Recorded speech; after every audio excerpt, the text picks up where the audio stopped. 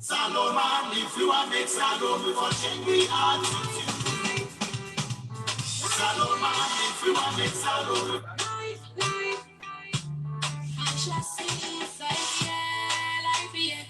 If you want success, it's not easy. You got to walk from 7 to 5. Just forget your daily prayer, just to make you survive. If you want success, it's not easy. You get to walk from 7 to 5. Just forget your daily prayer, just to make you survive.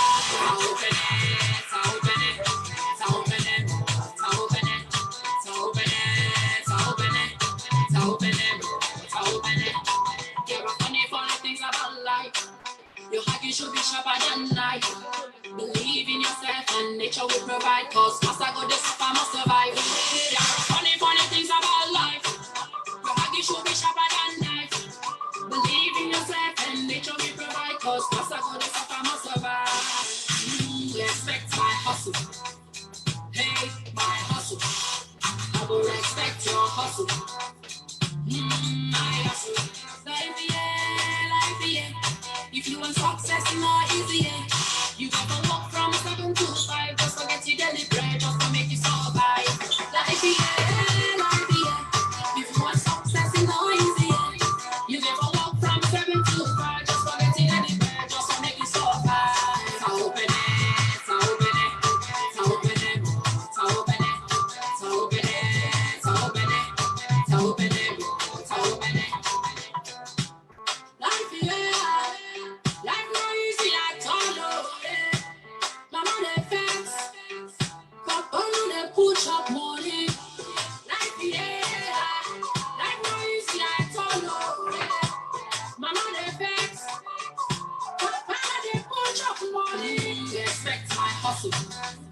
Hey, my hustle.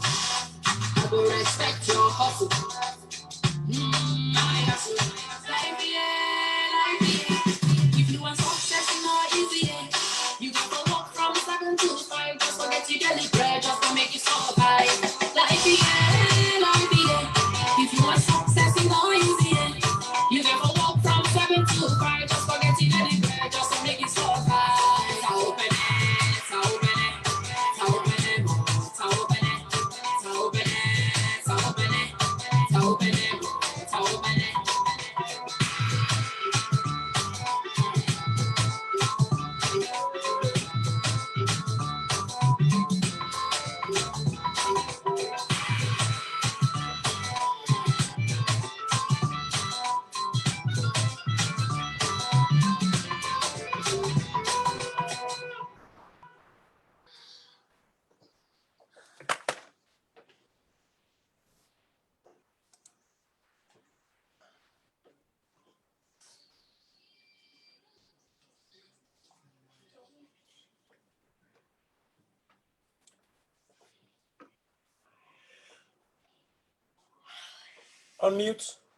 Unmute, please.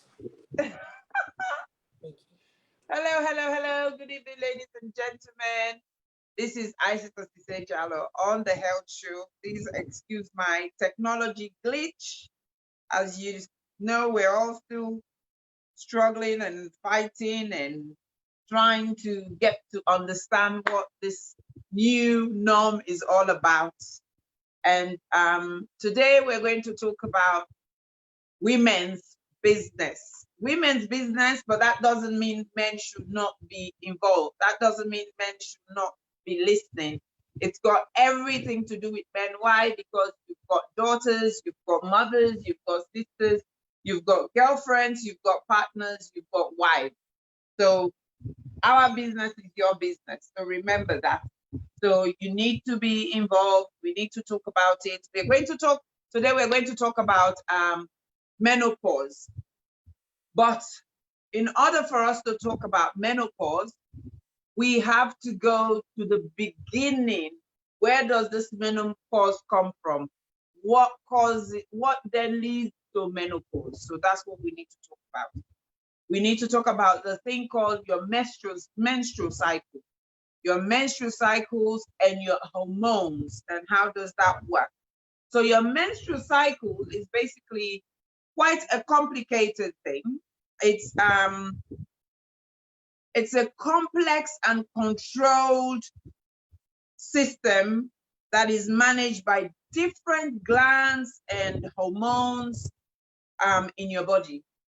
Okay, so hormones that these glands produce are the things that communicate with some parts of your brain called the hypothalamus near the pituitary gland, and they produce certain chemicals which then prompt your ovaries, which are down here in your stomach, in the bit of your abdomen, not your stomach, your abdomen, to produce the hormones, which are our sex hormones called estrogen and progesterone. Estrogen and progesterone, which we all have as human beings, it is the responsibility of some of the glands to produce such hormones for these hormones to be released. And that is how the menstrual cycle kicks off. So basically, it's kind of, it's a cycle really, you know, one thing happens, kind of like a dominoes effect. One thing happens and then it triggers the other thing, and then it triggers the other thing, it triggers the other thing, and so on and so forth. So that is what the menstrual cycle is all about. Now, the menstrual cycle is only for women. Men do not experience menstrual cycle. It's only women that experience menstrual cycle. And it is a cycle that usually ranges between 28 to 29 days. But this can vary between women to women in terms of how long their cycle takes and what next, and so on and so forth. So the length of your menstrual cycle is basically calculated from the first day of your your period, when you actually start on the first day of your period, to the day before your next period, you know. So that is what happens. Sorry, producer is interrupting me here.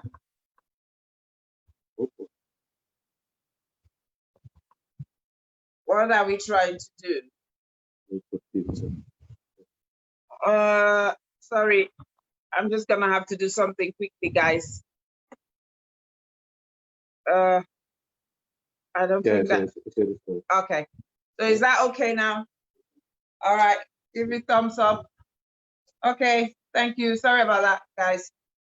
So basically, let me just go back to how the menstrual cycle works. So it's an average of 28 to 29 days, and this varies woman to woman.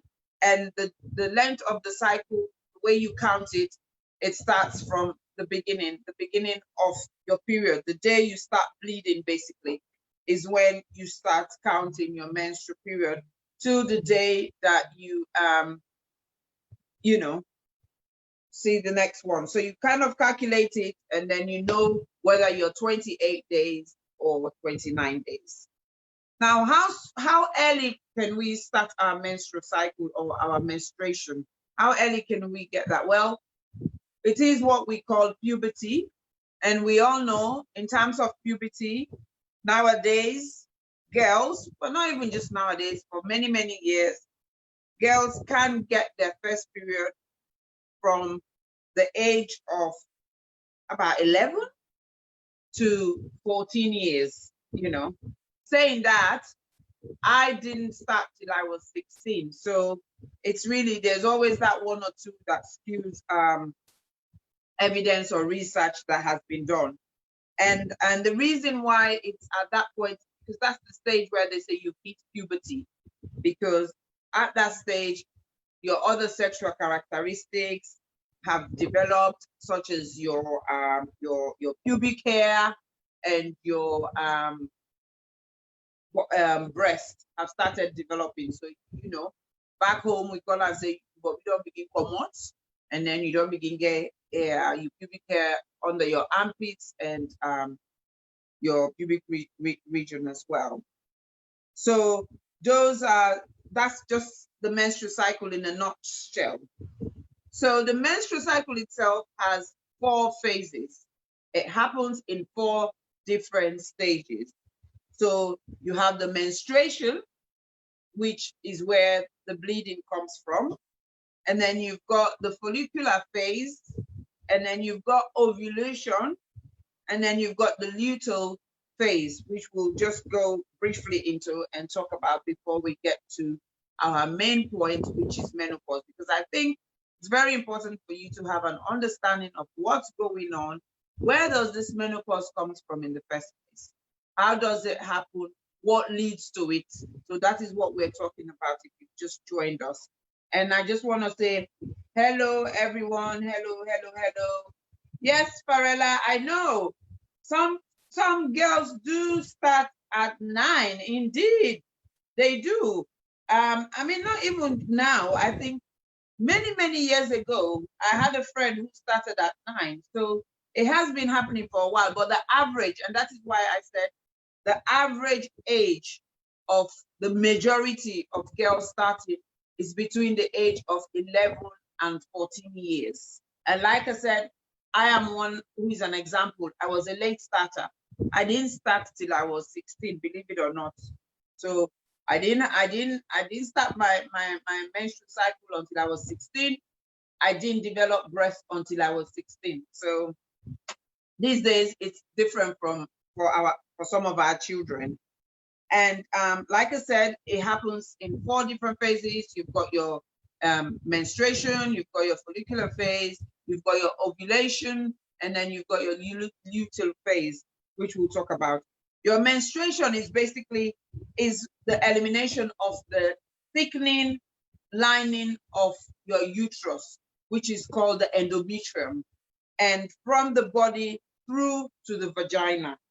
So this menstrual fluid is made up of blood. It's made up of cells of the lining of the uterus, which is called the endometrial cells, and the mucus. So they all mix up together, and that's what comes out as your menstruation, which is basically bleeding. And average, it does last between 3 to 7 days. For some people, they only go through menstruation for 3 days. For some people, 5 days. For some people, 7 days. And again, there's always that 1 or 2 people who would always do less or more. And what is it that people use mostly during that time? During that time, people either use sanitary towels or sanitary pads, as it's commonly known, or tampons to try and absorb this blood that comes out. And also these days, people who are eco-friendly and people who want to be further connection with their body, they use something called moon cups. Basically, it's like a small pot, quite flexible.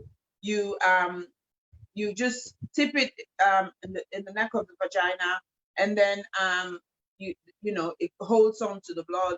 You can then take it out. You waste it.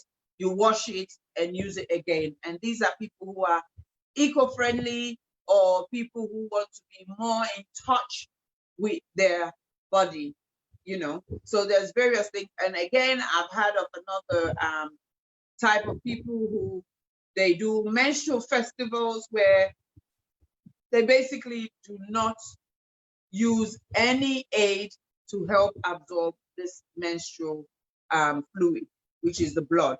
So they allow it to just flow down their legs and so on and so forth. And for all of us, we know this blood comes through via your vagina and outside. So that is what people use. Now, with everything that people use, and I think that is why some of these people have decided to use things like moon cup or allow it to be free flow, is some things would have side effects or disadvantages. For example, the tampons. The tampons are known to sometimes have a syndrome called toxic shock syndrome, which basically it's a life-threatening illness which is thought to be caused by an infection caused by bacteria in a family called Staphylococcus. You know, they believe, or there's some evidence and research that says Staphylococcus is usually found in the vagina. However, when it's been absorbed and with the blood and everything, it can lead to serious problems such as a bacterial infection, which then goes through the bloodstream and causes more problems such as what they call the toxic shock syndrome. So women have to be careful of that. It is not that common. And so I don't want you to walk away today and say, oh, tampon is bad. But everything you use has its pros and cons. So it's always important to know what are the pros as well as what are the cons. It is also advisable, whatever you're using, whether it's sanitary pads or tampon, to change them as frequently as possible, because then that would try and avoid a lot of some of these infections. People might say to me, or might want to know, what are some of the symptoms of this toxic shock syndrome? Well, some of the symptoms of toxic shock syndrome is similar to any serious bacterial infection that you acquire, which is basically fever, vomiting, diarrhea, a skin rash that looks like sunburn, peeling patches of your skin on your feet and hands, muscular aches, headaches, a sore throat, red eyes, confusion, a drop of your blood pressure, pain in your joints, sensitivity to light, kidney failure, and you collapsing. And now these are the extremes. So some people might have one or more of some of these symptoms. Some people might not. So it's just being aware of what you can and cannot get for some of these materials that you use. So remember, this is just to make you think. This program is about making you think. I am not a gynecologist. This is about just making you think about some of the things that are happening to your body and to pick up some signs. And if you have any issues, you can go and ask for further specialist advice. But also it's for you to understand what is going on in your body.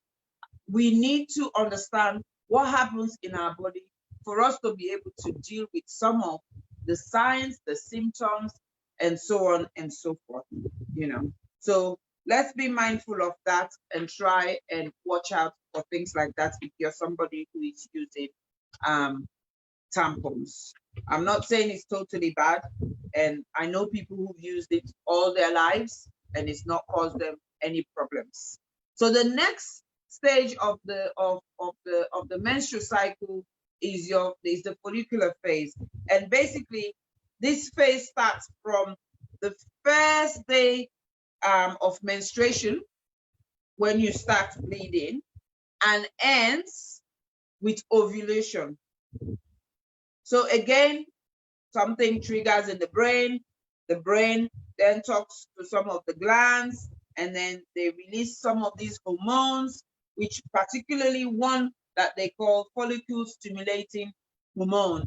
You see it in lots of books or lots of papers and so on and so forth, and it's abbreviated FSH. And this hormone is the hormone that is responsible to stimulate your ovaries to produce around approximately 20 follicles, which then, sit on the surface, and these follicles houses all the immature eggs of your womb, if that's the right word to say. And so usually one follicle will mature into an egg. So imagine for every cycle, you're producing approximately about 20 follicles, and each one of them would mature into an egg. And some might die, some might stay. And actually, we lots of research that I did, out of those 20, possibly only one follicle will mature into an egg, whilst the others die. And this usually happens between day 10 of somebody who has a 28-day cycle. So around the 10th day of someone who has a 28-day cycle, this will happen. And this growth of the follicles will then stimulate the lining of the uterus to then thicken and prepare itself for pregnancy, okay, for conception. So this is how it works. So the follicles will stimulate the lining of the womb, which is your uterus, and these are the hormones they throw to start thickening, you know, the lining of your uterus to make sure the uterus is preparing for pregnancy. Now, you then move on to ovulation. Ovulation is when this follicle has now matured into an egg, and then it is then released from the surface of the ovary. So this is, if you see my hand, this is basically how this follicle is, and then you've got the ovary inside there. So it then releases it, and then this usually occurs mid-cycle. So around 14 days or so before your menstruation starts. So that's your ovulation period. That's the serious period. That's the very important period, because this is the time when, if conception is going to happen, this is the time it will happen. So during this, during the follicular phase, sorry, just got interrupted there. During the follicular phase, these developing follicles can then cause a rise in the level of the estrogen. Remember, I told you about these two hormones that we produce, the estrogen and the progesterone. And then the hypothalamus, which is the kind of information bit in the brain that is responsible to recognize this level being high, will then release another chemical, which is called the Gonadotropin-Releasing Hormone. And this hormone is what then prompts the pituitary gland, again, another gland, to raise the level of another type of hormone again, and also the FSH hormone. So this is how this mechanism works. And so within 2 days, that ovulation is triggered with by the high levels of this special hormone, and then the egg is then funneled. So it's then pushed, so it's come out there, it's pushed out into the fallopian tube, which is pretty much like a tube, and then towards the uterus, and by the waves of the small hair projections of the follicle, it's pushed down there. Now, this is the time when, if you've had sexual intercourse, or you've had in vitro, and so on and so forth, this is the time during which, while this egg is doing its journey, if it comes across a sperm cell which is produced by male, then this is the time, conception takes place. However, if it doesn't come across a sperm cell that then hits with it, then it continues, and that's how the menstruation process goes on. So when you want to have a baby, it says you can improve your chance of getting pregnant if you know and read a bit more about ovulation, this process, and understand your body, how it works, and when are your menstrual cycle, and how to manage it, so that, like you say, na salon, one bullet, you hit and straight. So that is what we need to be thinking about. So, and then we've got the final phase, which is the luteal phase. This is this is the phase whilst when you've had the ovulation going on, the egg has popped out of the follicle, but the ruptured follicle then stays on the surface of the ovule, and that stays there for the next 2 weeks or so, so that the follicle then transforms into a structure called the corpus luteum. This structure starts releasing progesterone, again, another hormone, another very important hormone, along with a small amount of the estrogen. And this combination of hormones is what maintains the lining of the uterus to be thickened and waiting in preparation for an egg to be fertilized so that it can, stick on it. And that is what happens in these phases. So it's saying pregnancy will not appear if the corpus luteum withers and dies. So usually around day 22 in a 28-day cycle, the drop in the progesterone level causing the lining of the uterus to fall away. And this is what then is known as the menstrual cycle. And then, of course, menstruation, the menstrual cycle, like I said, it's called a cycle because it happens continuously over and over again for either 28 days or 29 days. So I'll just check for now if there's any comments, and then we can move on to our main topic, which is menopause. Good evening, everybody again. Good evening, Jatu, Kemodami, Fatima Taylor, Ida from Gambia. Lovely to see you on. Auntie Nancy, Sana, hi, Miss B, blowing hot and cold. Yes, we're coming to that. We'll be talking about that. And everybody else, Dalinda, Too Blessed Spears, hi, Adia too. And then, yes, Farella, we did talk about that. Yes, most girls these days start at 9. I know, it's not easy, not easy. They still are babies and then they start. So now we're going to talk about menopause. Menopause, which is why a lot of you have tuned in or logged on. But I think it was only important and very important for us to talk about the menstrual cycle and what leads to menstruation in the first place, which when it stops, that's what you then get as menopause.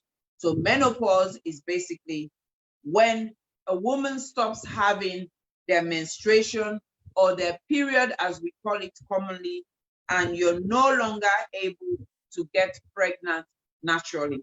That is what menopause is all about. So and then for some people, menopause doesn't just start and end just like that. For some people, the periods usually start becoming less and less frequent over a few months or years before you stop altogether. Sometimes they can stop suddenly for some people, but for some people, it goes on for up to a good 5 years, So it is a natural part of aging. So it is not an illness. It is not a disease. It is nothing you've done wrong. It's just the process of life cycle, and it's part of aging, and it usually occurs between the ages of 45 and 55 on average. And the reason being is, as one of our hormones, which is the estrogen level, as it declines as we age, and so does less message being sent to the hypothalamus, which then sends it to the pituitary gland to say, stimulate these cells, stimulate the follicles, get these eggs out, and prepare the uterus for conception. So all that process starts slowing down and slowing down. And in the UK, the average age of women hitting menopause is 51, the average. You must remember everything is an average, and you'll have people who will do it earlier, and then you'll have people who will do it later. But the other important bit of menopause is that 1 in 100 women experience menopause before the age of 40. Yes, 1 in 100 women do experience menopause before the age of 40. And this is also known as premature menopause or premature ovarian insufficiency. And what we're going to do, we're going to look at the different reasons why this might happen or not, because early menopause for most women is the period stops before the age of 45. And it can be naturally, just because that's just how your body was programmed.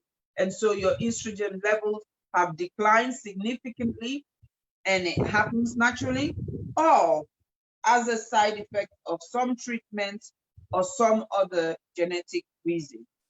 So that is what we're going to go through, and then we'll go through some of the other issues. So what are the causes of early menopause?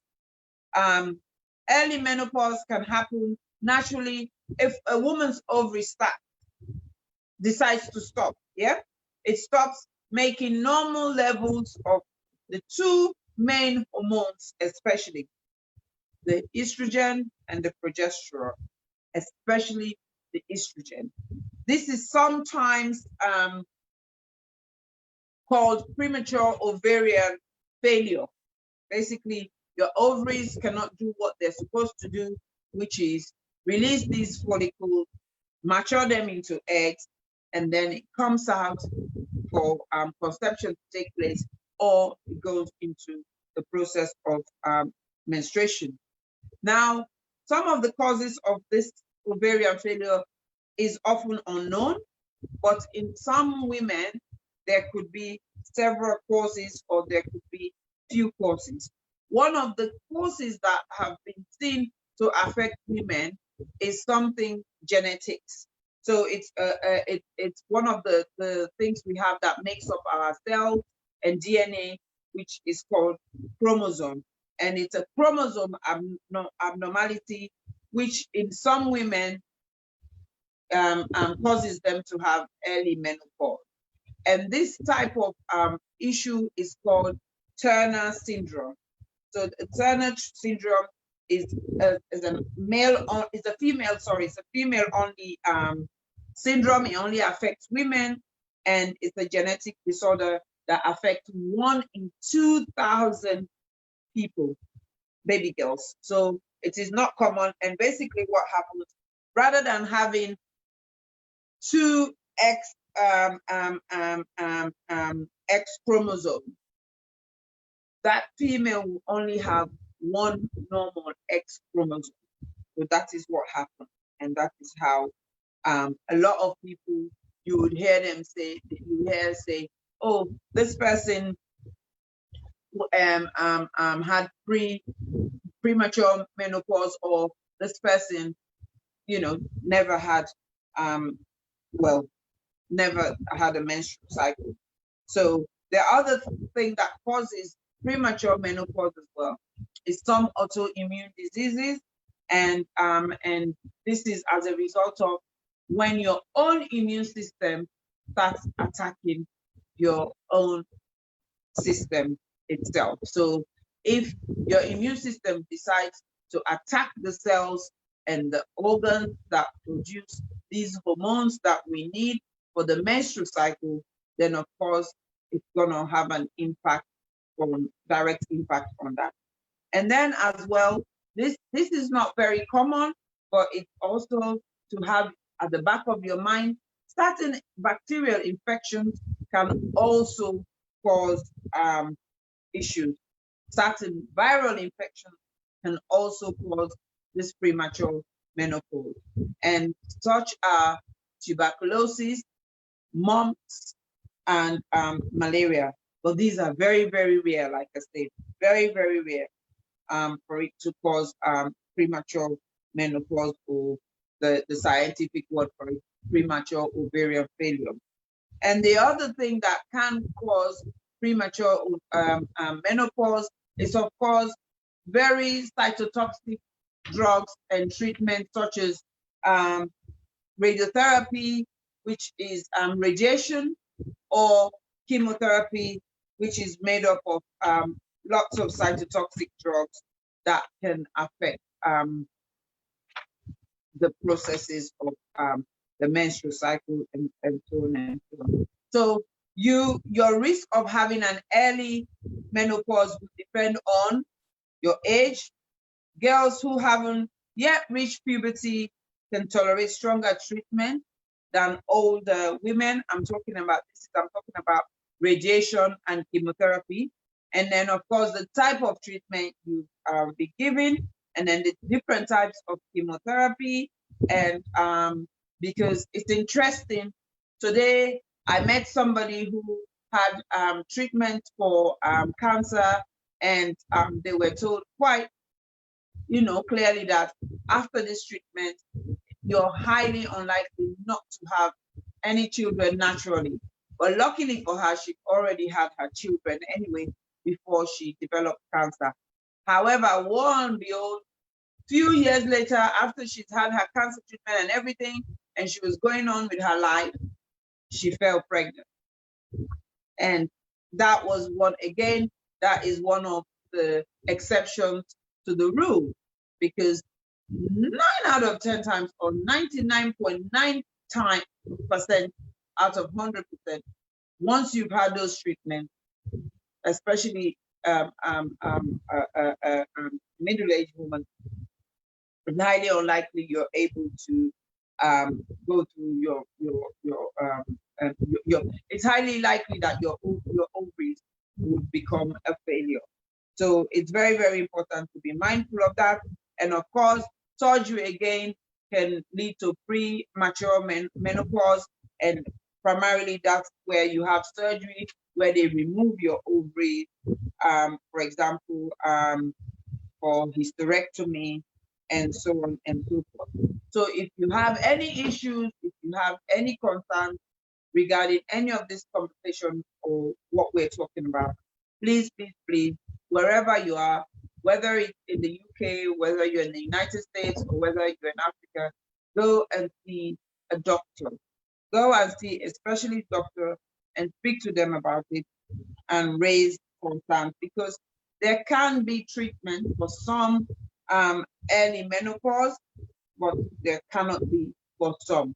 So I will touch on that as we go on, but let us look at our next stage, where we're talking about the different types of symptoms during menopause, which I know a lot of people are eagerly waiting to discuss. I'm just gonna look at some of the messages. Hi, Big Sis, Alima. I'm Mami Kone. Thank you too. Hello. And Auntie Betty saying irregular periods, sudden sensation, profuse sweating at night. Yeah, we're gonna talk about all of that, because we've got about hello, Mrs. Atu. It's been a while. Lovely to see you here. Hello, Muna. Hello, Zizi. What are the signs of menopause? Mommy, we're going to talk about them. That's what we're going to talk about. Doing my research, I've actually come up with 34 symptoms of menopause. And so we're going to talk about them and see how best, because as long as you're 45 and above, you should start thinking about menopause, and you should start keeping an eye on some of the symptoms, and you should start thinking about how you're going to tackle it. You should start being more in tune with your body so you understand how your body regulates, how it works, so that when you start noticing different signs and symptoms within your body, you know how to tackle them, you know something is wrong, and you try and find best ways to manage it. And also about talking and having these discussions, having such platforms to talk about this, it's very, very important, because I think sharing is caring and knowledge is power. And so you can make sense of some of the signs and symptoms that you may be already experiencing or might experience in the future. And that includes me as well. So the first one we're going to talk about is hot flushes. Hot flushes is one of the most common symptoms of menopause, and it affects about 75% of women. And it usually appears for, depending on the color of your skin, it usually appears with redness on the chest, neck, and face, and can make you feel very overheated and sweat just like that. I've been around people who, you're all doing fine, you're all saying, oh, it's freezing cold in the winter, and then all of a sudden they're feeling hot. They're like, oh, I need some fresh air, I need this. So it's very, very important for you to be aware of it, and even for you who is not experiencing it, to be sensitive enough to be aware what that person is going through, because they do need support sometimes. And for some people, it can be extremely embarrassing. So it's very, very important for you to take note and be mindful and be sensitive as well. The other second most commonest symptom is night sweat. Night sweat it usually also part of, some people describe it as part of hot flushes, but then it occurs at night rather than during the day. And this, of course, can cause a lot of issues such as disrupting your sleep, and it can also make you feel unpleasant when you wake up, because it is really, really profuse in some people. They can really sweat, and that affects them quite a lot. Some people literally have to get out of the bed, change their nightwear, and sometimes even their bedding, so that they can go back to sleep and try and be comfortable. So these two symptoms, how do you try and tackle them, and how do you try and manage them? But one of the easiest ways, especially for example now in the summer or in the hot season, is trying to wear light clothing, trying to wear more of cotton rather than silky fabric, keeping your bedroom cool at night, taking a cool shower rather than hot shower, using a fan in your face, and also drinking cold drinks. Trying to reduce your stress level, avoid potential triggers such as, so for some people, spicy food, for some people, caffeine, for some people, nicotine, and for some people, alcohol. So like I said earlier on, you have to understand your body, the way your body works, the way it regulates things, the way it responds to every food you eat, for you to be able to pick on some of these triggers for you. Because what might be a trigger for me might not be a trigger for you. Spicy food might be a trigger for me, but spicy food might not be a trigger for you. So it's very, very important to get to know what your body wants and what your body doesn't want. And then last but not the least, but most important, for some people, weight loss also helps, as well as physical exercise. Now, we all know not everybody's able to run 5 kilometers or 10 kilometers and so on and so forth. Sometimes if you just do fast walking, that also helps. Any type of exercise makes a difference. Remember, like my brother DJ Lee says, your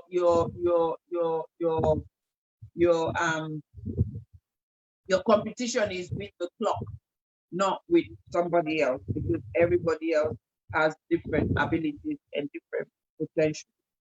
So, and if these flushes and sweat or night sweat are persistent while you try to do all or any of these, then it's very important for you to seek advice to a clinician who might then advise you further in terms of what to do and what not to do, especially if it means your hormones, especially your estrogen and your progesterone, if the levels have gone too low, then maybe you need it to be replaced at a very gentle pace, which is what they call the hormone replacement therapy, and for short, HRT. But it's very important you read into that, you do your own research, you investigate it, and you talk to people about it, because it does have its own advantages and disadvantages, which we are not going to go through today, but it works for some people and it doesn't work for some people. There is evidence that for some people it is the cause of cancer, and for some people it's not. So it's really an individual thing and what you feel comfortable about. Now, the third type of symptom that you experience during menopause or as you pre-menopause is irregular period. Because menopause is all to do with the end of your reproductive years, as in when you can have children, your period can start to reduce as your hormones, the level of your hormones reduce. So as they decrease, as your level of hormones decrease, and so does your period. So these can therefore become very erratic. So there might be a cycle where you see your period only for 3 days. And then the next cycle, you go on for 2 weeks or for 7 days, and so on and so forth. And sometimes you might get the premenstrual syndrome. You get all the feeling of that you usually get when you want to see your period, but then the bleeding doesn't come. So it's very, very important for you to know that during that time you're going through menopause, and these are some of the behaviors that can occur or symptoms that can occur that are irregular, and henceforth to start. It's like your body is giving you warning to say, I'm trying to shut down when it comes to reproduction. I am winding down now, so watch this space, watch this space, watch this space. And then the other symptom number 4 is mood swing. Mood swing, there's a lot of studies that have shown that at least 27% of women going through menopause have mood swings, and it affects them greatly. And for some people, it really affects them where they get to a point of depression. So it's very, very important for you to be mindful of that. A lot of us do, but we don't take notice of it. For me, even though I'm still going through my menstrual cycle, one thing I've noticed over the last 3 or 4 years is how emotional I become just when it's about few days for me to start menstruation. I get extremely sensitive. I can easily become tearful and upset, and so on and so forth. So it's very important to know what is going on. And then, but once I realized it and I picked up on it, I now know how to deal with it. And everybody in my household knows how to deal with me when it comes to that time, especially my husband. That is why I said, gentlemen, you also need to be involved in this, because some of these symptoms that we experience directly affect you, and sometimes it can lead to unnecessary quarrels, unnecessary disagreements, unnecessary upset. But if you are aware, and if you're also very observant, like my husband, what he does, as soon as I start jumping as if somebody has taken away all my privileges, he just stays out of my way. And by that, I mean, it doesn't give me the cause or the reason to get to that point where I become extremely emotional. So it's very important. Let me see if I can check if there's any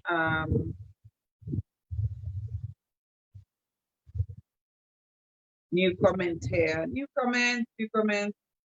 So we're talking about the signs and symptoms, and would like to know about HRT treatment. Oh, we this, I think HRT treatment is a topic that we can do entirely on its own, and I'll take that on board and I'll start doing my research on that, because I think it is very important for us to know what it's about, the pros and cons, the advantages and disadvantages. And actually, as you've spoken, that will be my next program that I'll do. We'll talk about HRT, because I think it will be good for it to follow on from this. Farella is saying, oh, menopause, why? It's such a nightmare sometimes. Oh, yes, indeed. It is such a nightmare. And I think we need to share, we need to talk about it, and so on and so forth. Auntie Betty is saying HRT is not the solution. One can't get on without it. Some people have adverse effects. Yes, indeed. Like I said, for some people, it can cause cancer, it can cause other problems, but for some people, it works very well. And Gwambulu Mendenya, every time Kiki changes her name and makes it difficult for us to pronounce it. So sadly, some medical conditions also induce menopause, indeed. And our producer DJ Lito says, menopause is when women put their men on long pause from, hey!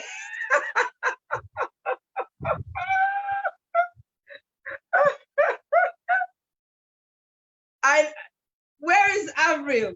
Avril, you must come and see this comment. You know, can fibroids in BAME lead to menopause? I'm not sure about that, Alima. Again, that is something I can look into, but I think it does the extreme, which is basically it causes heavy bleed because it affects the lining of the uterus, which is your endometrium. So there's that thickening, and then because of that extra growth, it does affect the power of your bleeding because of the higher levels of your hormones and so on and so forth. So again, that is something we can look at. And there's no need for a pause. And yeah, so I think it's quite good. Thank you. I like the engagement that is going on. So now we move to the fifth symptom, which I think a lot of people don't feel comfortable talking about. A lot of people feel embarrassed to talk about it. But again, it's something that is very important and very relevant. And that is vaginal dryness. Now, the way our vagina was created, or it's as part of our human, it's that there is a natural lubrication that is maintained by the level of estrogen that we have in our body. However, once the level of estrogen in our body begins to drop, it then affects the level of lubrication you have within your vaginal wall. And of course, this can then lead to pain and discomfort, particularly during sex. So during sex, it can lead to painful sexual intercourse and discomfort. So it's very important for you to be mindful of that. And that has got easy fix because there's lots of natural remedies you can use to lubricate your vagina, as well as lubricants and moisturizing cream that you can use. But it's very important for people to be aware of it and talk about it, as well as discuss it with their partners, because I think some of these symptoms can lead to relationship breakdown, where there is poor communication, where there's lack of openness between couples. Some, you know, because if every time you're having sex, you're finding it painful and uncomfortable, you really are not enjoying it, and you will not want to continue doing it. And then, of course, if the man is not aware of that, then it leads to frustration because he's wondering, why is my partner not wanting to have a sexual relationship with me? And if he's a bold partner, he might then talk to you about it. He might bring it up. And hopefully that would encourage you to share your concerns or your issues. However, if he's a partner who said, well, you don't want it, I'm going to go find it somewhere else. This is how cheating starts sometimes. This is how affairs start sometimes. So it's very important for, you know, dialogue to be present in a relationship so that when you have such issues, you can sort it out amongst yourself. So leading on from vaginal dryness, the other symptom that can also affect sexual relationship is the decrease in your libido, which is basically your sex drive. So whilst a man's sex drive is largely controlled by their testosterone, a woman is primarily controlled by your estrogen. And so if your estrogen level is drastically dropping during menopause, then your sexual appetite is also going to reduce quite significantly.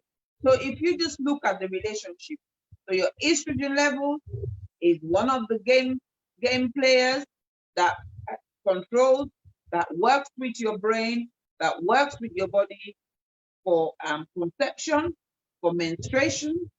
However, when it gets to a certain level, due to aging or due to other health issues or due to other health issues that then lead to treatment that causes other issues, then it starts affecting other issues and creating other issues such as vaginal dryness and decrease in sexual appetite.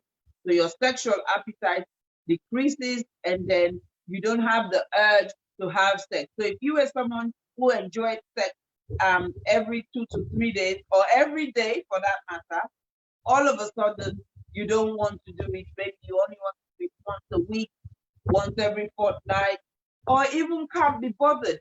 You know, I hear a lot of women say, oh, you know, back home we say men who cannot have an erection, they call them ukubu.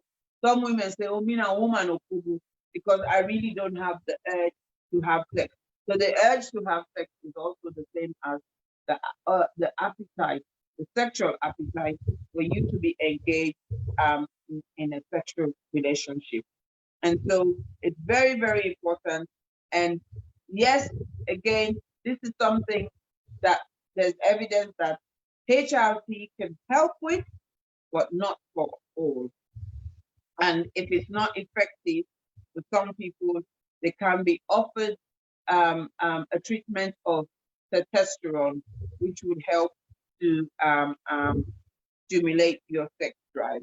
So testosterone, a male sex hormone, which is why men have such a high sex drive, can be used as a replacement treatment for women so that they could have some sex drive as well. It is not currently licensed for use, although it can be prescribed by a doctor if they think it might help you. So it's very, very important, but also it's very important with all these treatments and all these medications, such as the HRT or the testosterone treatment, they all come with their side effects. And for the testosterone supplements, you're looking at things like acne or unwanted hair growth. So hair starts growing where you don't want it to grow. Maybe like for a woman, you start growing mustache or you start growing beard. So it's very important for you to think about these things. But go out there, read more about loss of libido, loss of sexual appetite. See what you can do about it. See if it's something you're going to do, and see some of the natural remedies you can take, and see what would help. I've had as well, physical exercise can also help to alleviate this a bit. Another side effect some people have, or most people have, is headache. Headache is something a lot of people have during menopause or premenopause, and again, it's a common symptom that a lot of people have during their menstruation period. So please, please, please keep an eye on it. Drink plenty of fluid. Use cutaneous sticks. Use cool and sooth pads, and so on and so forth, and just try and relax and try and avoid stress. Symptom number 8 is breast soreness. Now, anytime in our life when your hormones are drastically changing, it can create some symptoms. That's the reality of it. And this is typical of menstruation, pregnancy, and menopause. So during menstruation, some people can feel tenderness or soreness in their breast. During pregnancy, the same, and during menopause, the same. So keep an eye out for that and try and understand why that is happening. Another symptom number 9, is burning mouth.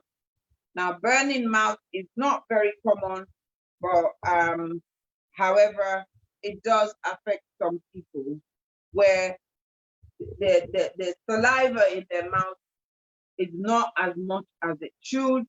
It dries up, and then this can lead to something called burning mouth syndrome, where they sometimes feel their tongue become extremely hot, and their lips, their cheeks, and the roof of their mouth.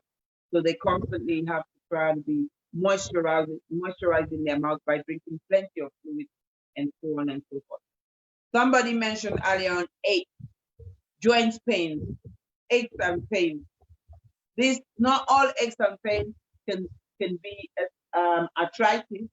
Sometimes these aches and pains are due to menopause, and it is very common time for women to develop it, because again, degeneration is taking place, and one of the bits of the body that gets degenerated is our musculoskeletal bit, which is your bones, so, and your joints. So it's very important for you to be mindful of that and just understand what is going on. Symptom number 11 is your digestive problem. Some people become extremely sensitive. Your body becomes sensitive, and it can easily be disrupted due to any major change in your body. So new medications can affect it. New food can affect it. If you're extremely anxious or nervous or becoming stressed, it can affect it. It can affect your digestive system, and that can lead to more problems for you. So the change of hormones in your body can lead to lots and lots of things, especially to some people. It can cause stomach upset, such as bloating, such as indigestion, such as constipation, such as diarrhea, and such as cramping. So it's very important to keep an eye on those. And then number 12, we've got electric shock. Now, it's very interesting. I've never come across this one. This was my first time coming across this when I researched it. And it says, because of the erratic changes going on in your body during menopause, you may notice that you experience more electric shock. It's also common to get these just before a hot flush. So ladies, pay attention to this.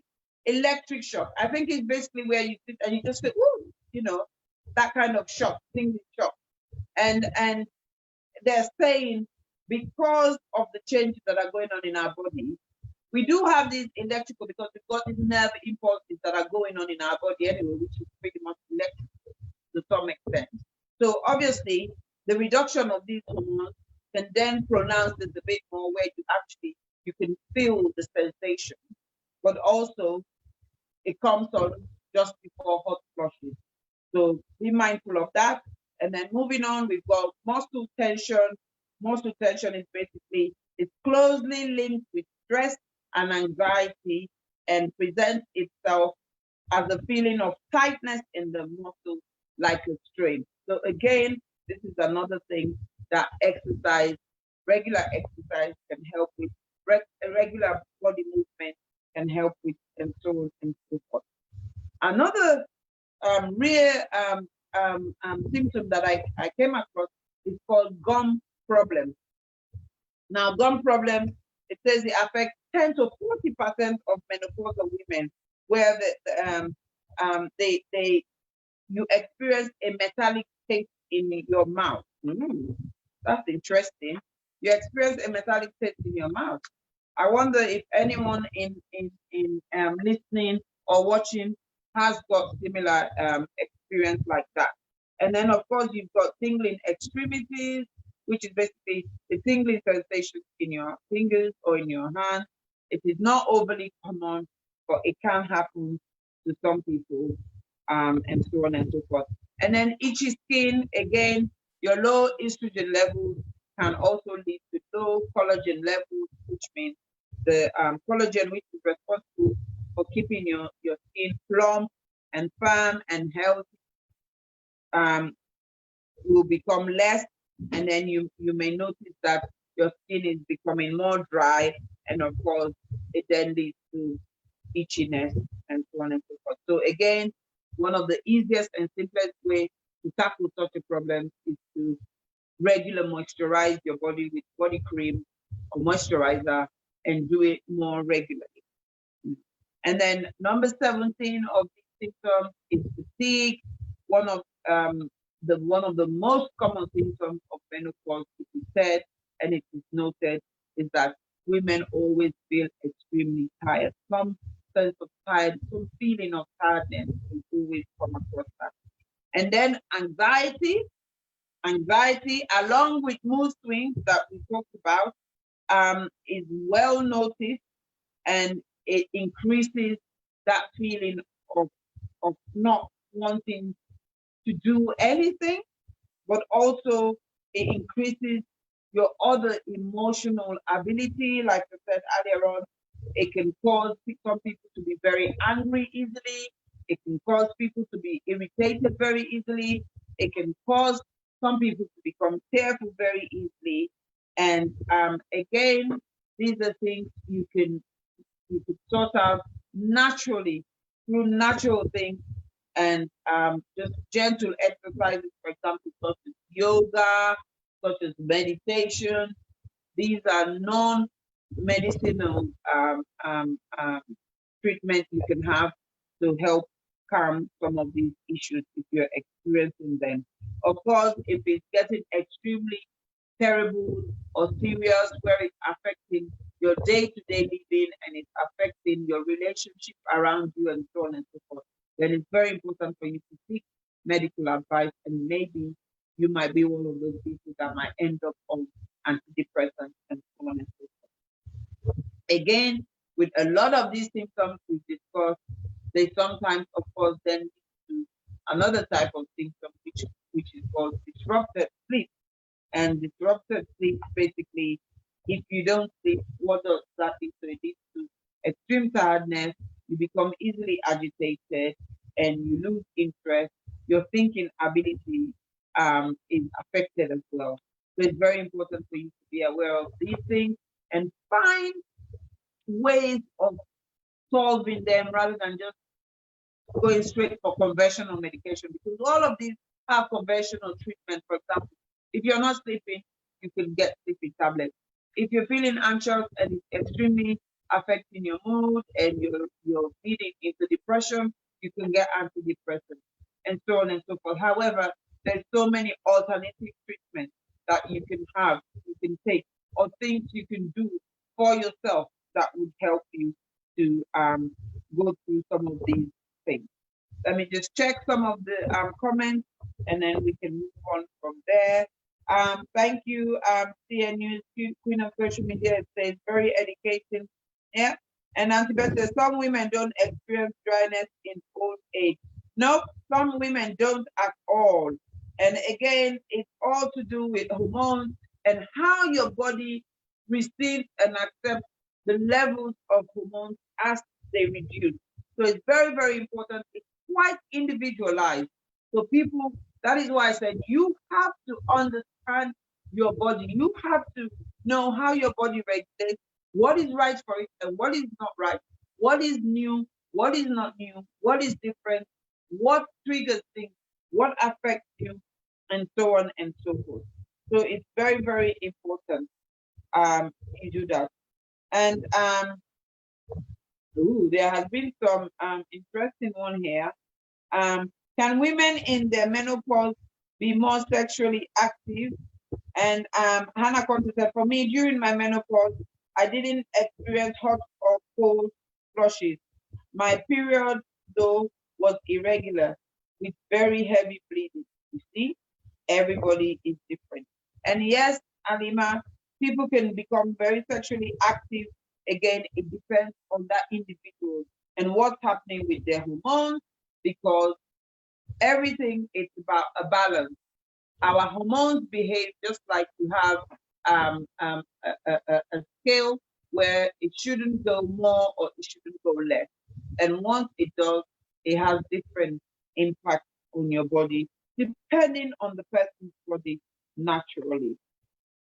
Symptoms of menopause vary from person to person. Yes, indeed, just like I've said, some women don't experience dryness in old age. No, some don't. In fact, some women, that is when they enjoy sex most. Some women, that is when they go off it completely. So it's very, very important to know who you are. Going on to symptom number 20 is hair loss. People do lose hair, you know. We know a lot of men lose their hair as they get older. Not everyone realizes that us women as well, excuse me,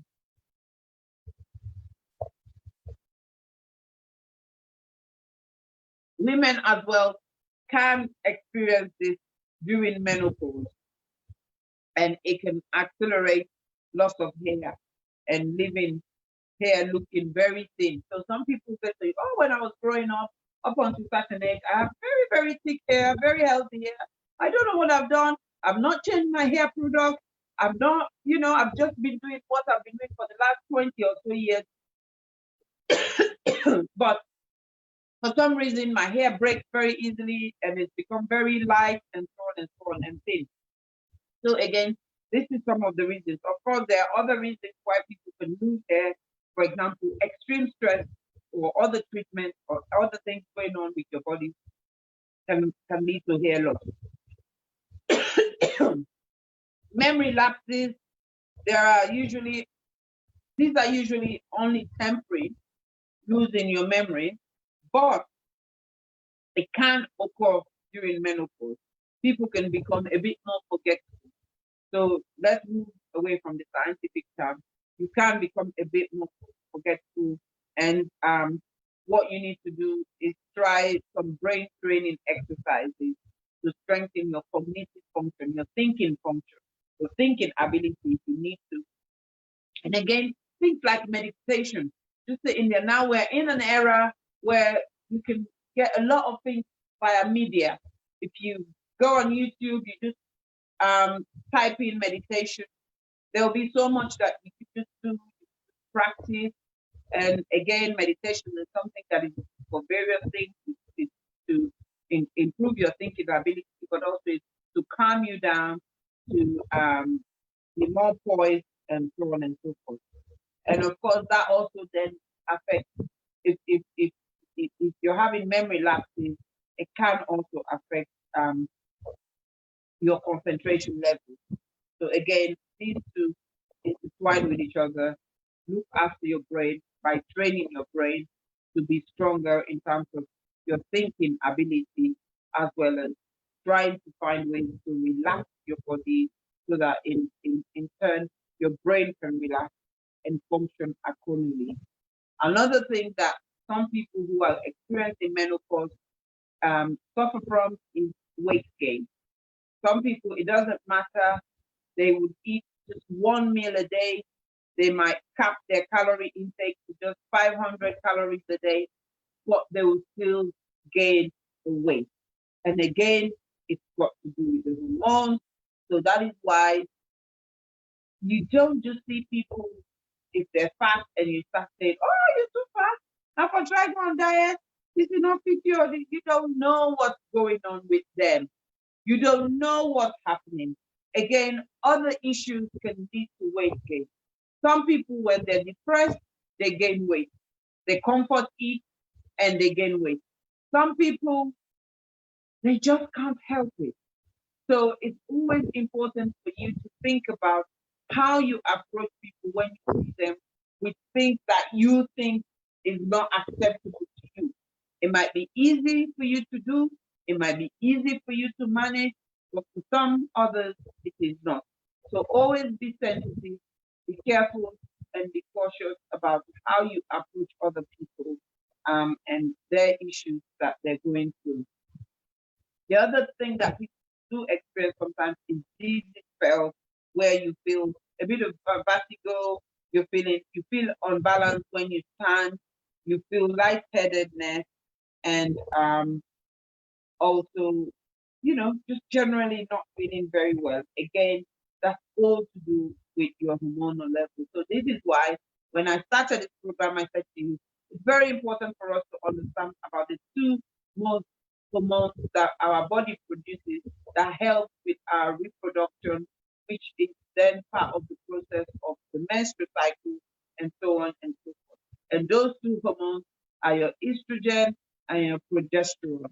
So primarily, the estrogen is the one that is very important, which causes a lot of issues when the production is less or more. So it's very, very important.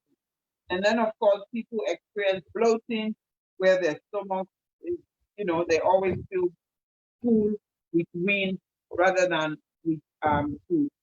So again, keep an eye on that. Some people experience stress incontinence. Now, stress incontinence, a lot of women will already have experienced incontinence when you're having childbirth as a result of childbirth. Some people, if they don't do pelvic floors and their pelvic becomes very weak after childbirth, some people would end up becoming incontinent. For this, however, for some other people, this can increase around menopause. And sometimes it doesn't matter how much pelvic floor exercise you've done, that's just how it is. That's just the way it is. And that is why in society where we find ourselves now, because people are aware of all these different symptoms that are happening and people are experiencing them, there's so many things that are being put in place to help us mitigate, to help us make ourselves comfortable. For example, you've got your panty liners, you've got the tenor ladies, and so on and so forth, for people who are experiencing this. And of course, you have things like your brittle nails. Your nails become very weak, your nail bed, they break easily, they crack, and so on. And then you develop allergies. You develop allergies that you never had when you were growing up. You never had them in your adulthood. All of a sudden, you become allergic to things, or you develop intolerance to things. For example, some people develop intolerance to milk, some people to nuts, and so on and so forth. Again, it's all to do with the hormone. Some people, an extreme again, they experience irregular heartbeat, wherein, rather than their heart beating, it goes and so on and so forth.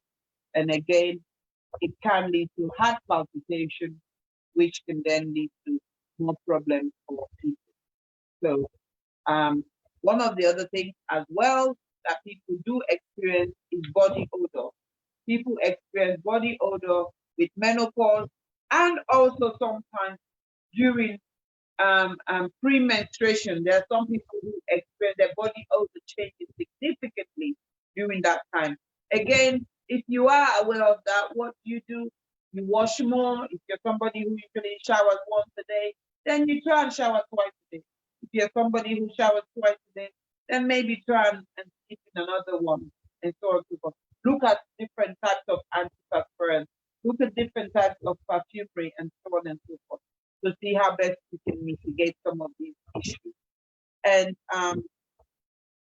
like we said earlier on, with mood swings and so on and so forth, you can become quite irritable, become overly sensitive. That is one thing I suffer from when I'm premenstrual. I suffer from that a lot, and it's my household that gets the brunt of it. We've spoken about depression as well, which is also part of mood swings and mood issues. Anxiety that leads to depression, and then of course anxiety that leads to panic disorders, and so on and so forth. And last but not the least, which is very, very important, which is also very common and all can cause a lot of issues for a lot of women, is something called osteoporosis, which is basically the bone density drops, and it drops up to 20% after menopause, and which then puts your bones at risk. And then it makes it easier for your bones to break sometimes without even lifting a finger. And so it's very, very important to use things like calcium supplements to ensure that you keep yourself fit and healthy.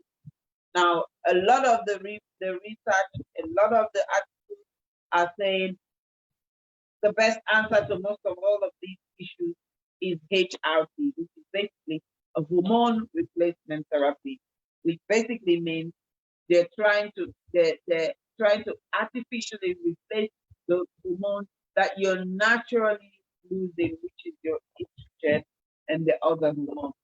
However, for some people it works, for some people it doesn't work. So that is going to be a topic for another day, like my sister Alima has asked.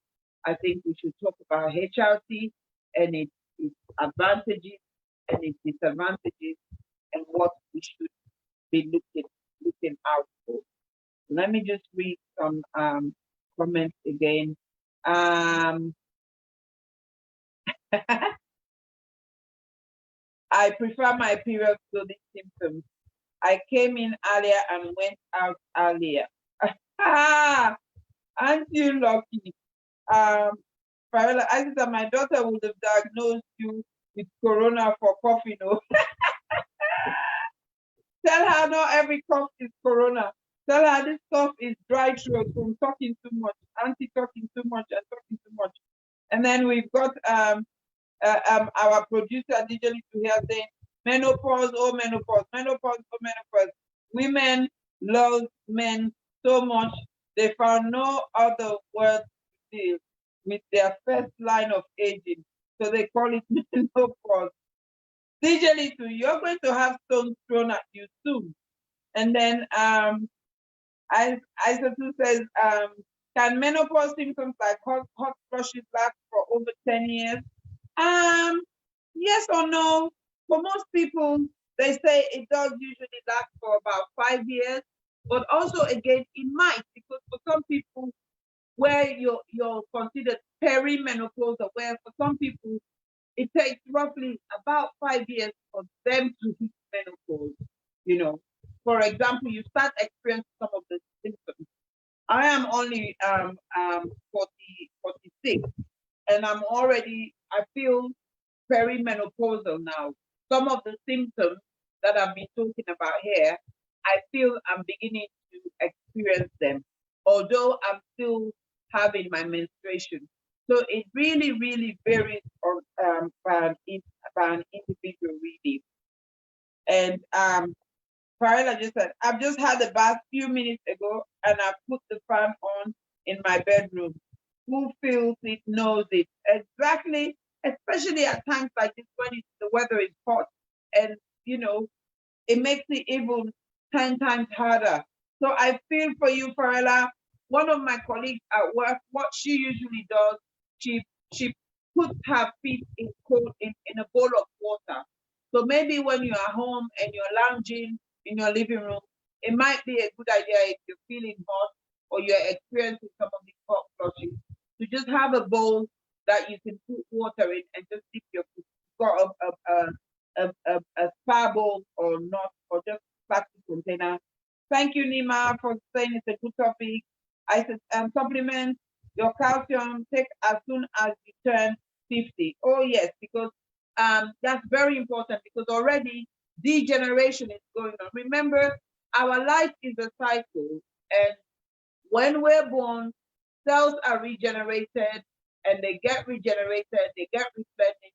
But as we get to a certain point in our life, they stop replenishing as quickly as they used to, and some of them actually start degenerating. And so that is where you need supplements to help you to maintain a good balance of life. And then welcome Marija. And then Isatta says, I've been battling with hot flushes since I was 45 and I'm now 54 and still ongoing. Bam!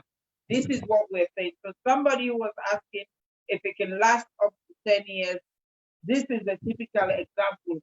Isatta is a typical example of being perimenopausal, going through it and heading to that point. And he said, I wonder if I'm for real with these hot flushes. I know, my sister, it is not easy, but try and look at different remedies you can use. Try and see what can work for you. Like I've said, try that dipping your feet in a bowl of water and see if that makes a difference for you at certain times of the day, if you can do it.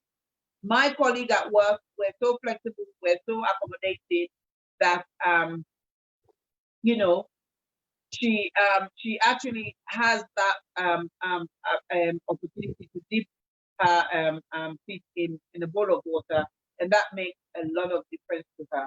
And she puts a fan to her face.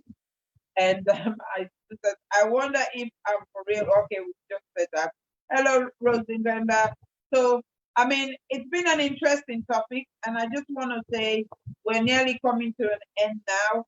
And from this topic, as always, this has then led to us having another topic to talk about, which would be HRT, which is hormone replacement therapy, and the advantages and disadvantages, because I think there's so much that has been spoken about when it comes to HRT, and we need to talk about it and know what the do's and the don'ts are and the pros and cons. And it helps you to make an informed decision about choice, really, what you want to do. You know, it's a matter of choice. And when you have the right information and knowledge, it helps you to make the right decision. So that is what all this program is about. The health show is about ensuring that we share knowledge, we prompt each other to think, and we take that information to empower ourselves and empower others and signpost them accordingly to where it's necessary, to where it's important, and to be able to accommodate one another. So I want to take this opportunity to thank you all for joining me tonight. And like I said, our next program will be about HRT, hormone replacement therapy. So if you've got any other topic that you feel needs to be talked about, then please do not hesitate to send me a message, either inbox me or write it on any of these platforms, that Diaspora Voices or the Health Show, and so on and so forth. And then we will talk about it. We can address it. Remember, Knowledge is power. Kali just joined us. Hello. And she's just saying, avoid ginger beer too. Yes. Again, this is what we were talking about. It's about you knowing what your triggers are. Hot, spicy food can be your trigger. So really look into it. Try and see what are some of the things you can change and so on and so forth. So it's very important for you to keep an eye and observe and see what you like and you don't like.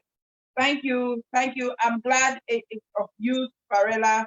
This is the whole point, for us to educate one another, to share information and get on and do what we have to do and support one another. It's a shame we've hardly had any man. Let me just look if there's been any man here. You see, we talk about menopause and none of the men are here except for the producer. I'm going through it. I'm going through, except they're watching in the background and they're hiding. But guess what? This affects them too. And it should be important for them to come and listen and understand. Oh, DJ K-Man is here. Thank you. I take that back. And for them to understand what we are going through and how they can support us and how they can be more understanding, where when they have a woman who is always complaining of pain and discomfort during sex, they might also think, maybe this is what's going on. And it's not always the woman's responsibility to go and buy the lubricant. The man can go and buy the lubricant as well. It takes two to tango. And of course, if you notice your partner has got less interest or less appetite in sex, again, that might be one of the signs. How do you support them with that? How do you become more understanding? And how do you look at different approaches that would help your situation and manage whatever issues you're having? So it's very, very important for men to be part of this conversation. Oh, Sarah James, yeah, look where you they hide with. Oh no, yeah, we all they are good. I'm happy. Oh, golfer is here. All of a sudden, the men of IB. Oh, this is good. I'm glad you all are there because it's very important you are part of this conversation. It's not just about the women. Yes, us women are experiencing it, but it does affect you men as well. Gokadi says, has menopause got anything to do with metallic taste in the mouth? Sure, it does. Some people experience it. I would suggest when we're done, you go back and watch the program because we did mention that it's one of the symptoms. Some people feel that metallic taste in their mouth. So yes, it might just be for you.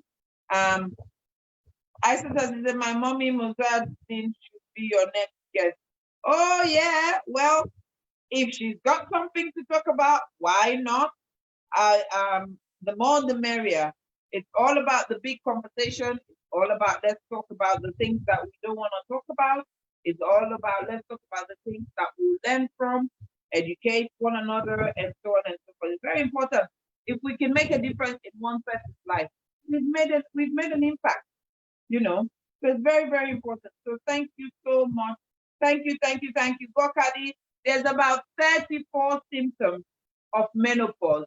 You've got mood swings, you've got loss of hair, you've got anxiety, you've got depression, you've got weight gain, you've got hot flushes, you've got headache, you've got sleepless nights, you've got loss of sexual appetite, you've got vaginal dryness, you've got joint pain, you've got osteoporosis, and so on and so forth.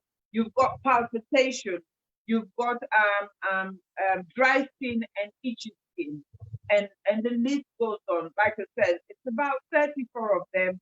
And for some people, they're lucky, they go through it plain sailing, they don't have any of these symptoms. And for some people, they have one or more, and it causes them a lot of distress. So let's learn from one another. Let's try and support each other and see how we can make life easy and continue to enjoy life and be pleasurable as best as we can. Thank you so much. Have a blessed day, everyone. And thank you, Isatta. Thank you for being so active on this program. And very informative show. Thank you. And when we refuse sex and you want it, then you have ways to do around it by being informative, guys. Which one? Isatta, last question, please. Yes, I'm waiting. What's the last question? What's the alternative version of menopause? Is postmeno. Postmen. Yes. We postmen. We pause you people if you don't work with us.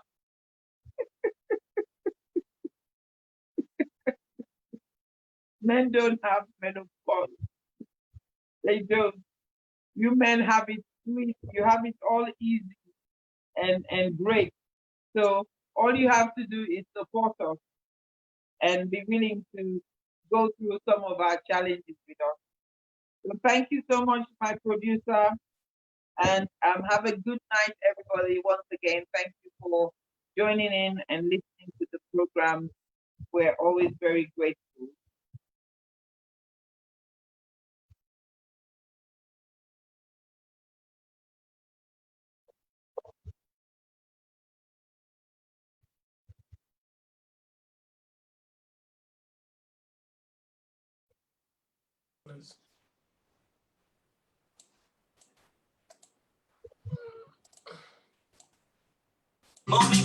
True story from back in the 60s and on to the 80s. Look when we get so like Jimmy. Say I get me, you got me. 50 cats with no regrets. With me to the on like China next. Sitting in the making of money.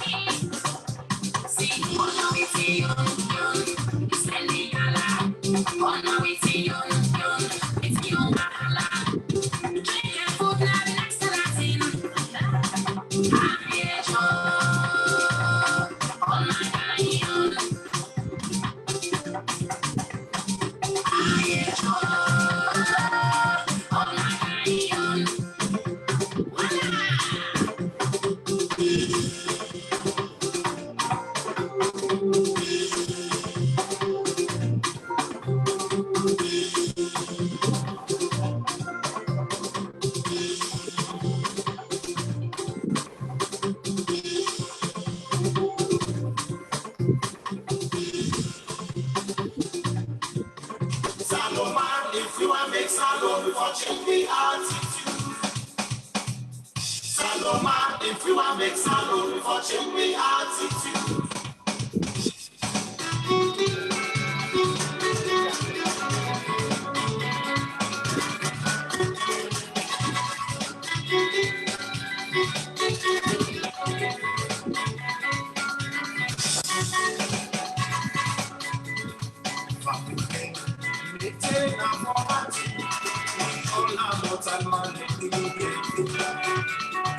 So then we left Proposal and life, and for Father home.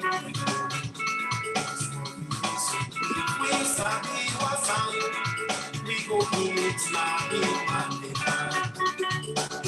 It's the money that can't go, no to be you go get after, now when you be man and you get. Then we left Proposal and life, and for Father